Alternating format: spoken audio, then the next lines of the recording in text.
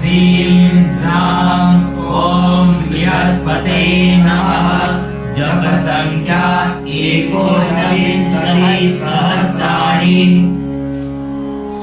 का आवाहनम्।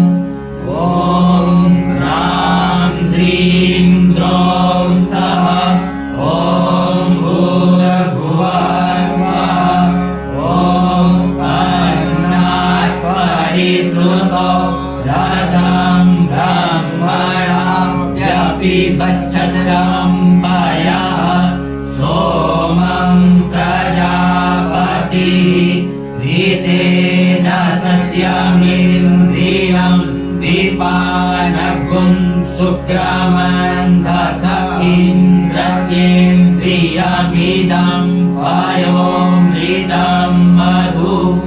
ॐ स्वः भुवः भुः ॐ सः द्रौं ह्रीं द्रां ॐ शुक्राय नमः। जपसंख्या 16 शनिकावाहन।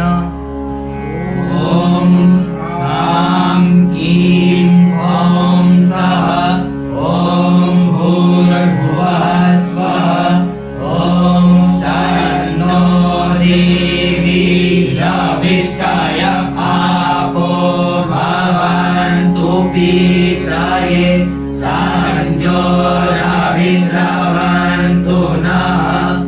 ॐ स्वः भुवः भुः ॐ सः ह्रौं क्लीं ह्रां ॐ श्रीशराय नमः।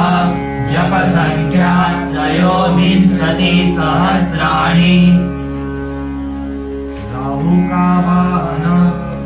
ॐ ह्रां ह्रीं द्रौं सः ॐ भूर्भुवः स्वः ॐ कयानश्चित्र आभुवदूती सदा वृधः सखाकया सचिष्टया वृता। ॐ स्वः भुवः भुः ॐ सः द्रौं ह्रीं ह्रां ॐ राहवे नमः। जपसंख्या 18 केतुका आवाहन।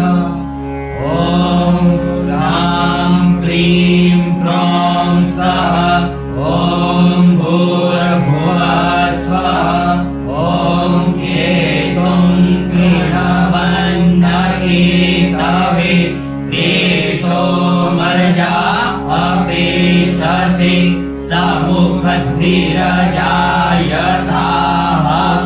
ॐ स्वः भुवः भुः ॐ सः ह्रौं क्लीं ह्रां ॐ केतवे नमः। जपसंख्या 17 सहस्राणि